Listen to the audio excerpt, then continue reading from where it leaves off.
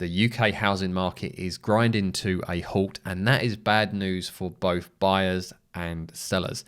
But in this video, I want to focus on sellers in particular, as I think a lot of the decisions they are making is being based on misinformation from the media and from estate agents. So Rightmove released their latest house price index this morning, and I'm not a huge fan of that index, but I just want to park that to one side for now. The reason it's important is that Rightmove is a major brand that sellers and buyers will recognize. So when Rightmove release an index, people sit up and take notice. Now, whether they should do is another question, but that is actually what happens. And then also we have the media outlets report on that, and then estate agents take that information and spin it whichever way they like to try and encourage people to continue selling with them or sign up for them initially to instruct them to sell their property. So we see headlines like this today. UK house prices rise at the slowest post-summer rate since 2008 crash. But what people are going to take away from that is UK house prices rise. House prices are still rising. That is simply not the case. And The Guardian aren't alone in doing this. There are many media outlets doing it. We've got Yahoo as well saying that UK house prices rise, which just simply isn't true. If you've watched my recent videos, we know that house prices are down at least 5 to 6% over the past 12 months. And we've got two separate indices that back that up. And funnily enough, of all the sources I would expect to be sensationalist, This Is Money, which is a Daily Mail or Mail Online outlet, they're actually giving you the honest truth, which is property asking prices are still edging up. But house prices are not going up, just the asking prices have edged up last month. And this is one of the reasons we have this standoff at the moment. Sellers will see these headlines and the estate agents will feed this information to potential clients. And they're going to end up making poor decisions and overpricing their properties.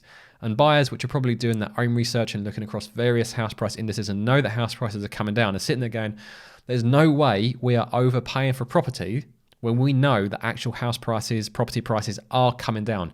Sellers can ask what they want. It doesn't mean they're going to get them. But having said all of that, and you guys know that I'm not a fan of the Rightmove House Price Index, as it is only for new instructions. It does not include existing listings that have been reduced, and also it's only asking prices, it's not agreed prices and not sold prices. So I'm not a fan of the index, but the actual publication this month is extremely helpful. And I wanted to go through a few points because sellers need to understand this. So it's going to be a rare video where I'm actually complimentary of Rightmove for being honest about what is happening. Sellers need to process this and make the right decision because buyers aren't going to unstick this market.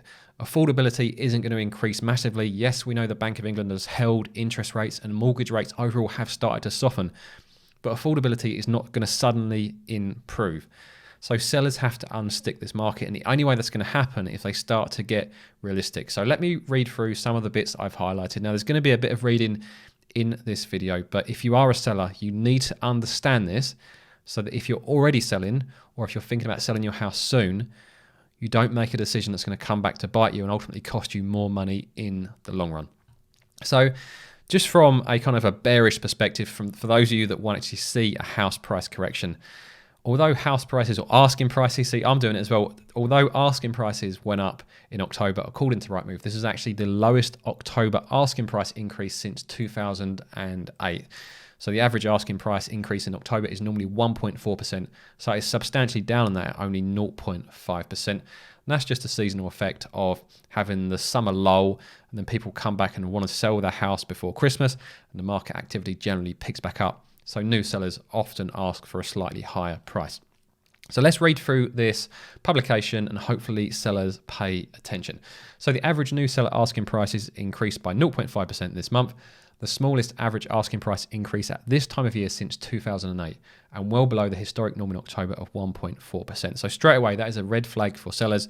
It shows that the market is weak and the market is softening. If this is the lowest October in 15 years, that is a long time. Next up, buyers are still active for the right property at the right price. And I can vouch for that myself. I'm sitting on the sidelines, but if a property did come up at the right price, I would certainly be interested.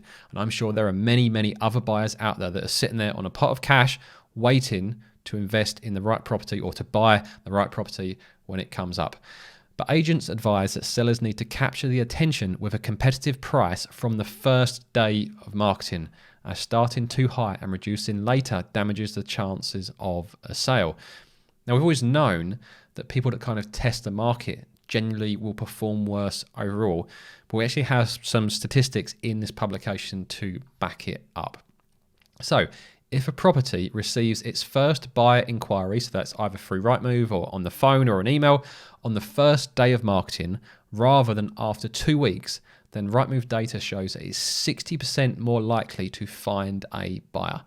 That is a huge percentage, 60% more likely if you get an inquiry on day one rather than after the first 2 weeks. So if you overprice your property, you are reducing the chances of finding a buyer massively. The proportion of homes that are finding a buyer has dropped from 8 in every 10 at the height of the frenzy, which was over the past couple of years, to a more subdued sales rate of 6 in every 10. So 4 in every 10 properties on Rightmove just aren't selling. And we know from previous house price reports from Rightmove that close to 40% of the listings on Rightmove have been reduced. So we know that a lot of the properties that are actually selling will have been reduced or priced competitively. There's going to be a lot of properties that are left on there that are priced incorrectly. And Rightmove analysis shows that starting too high and reducing later seriously damages the chances of a sale, though many sellers appear to be struggling to adjust their pricing tactics to help them to sell in this more challenging market.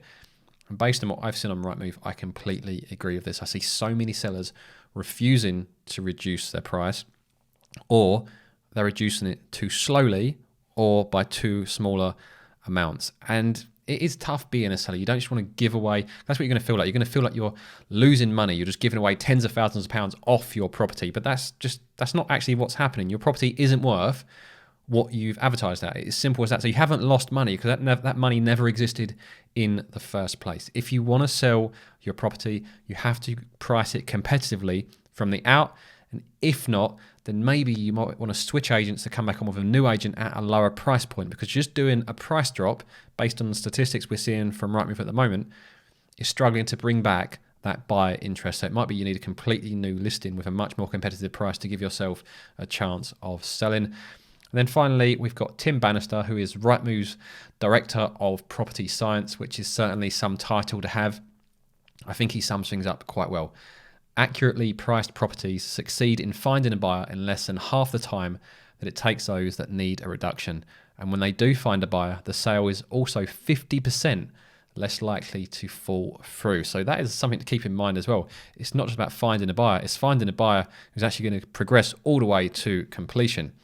This highlights the importance for serious sellers of working with a local estate agent to get the price right first time, rather than testing a higher price and mistakenly thinking that they can just reduce later without damaging their chances of a sale.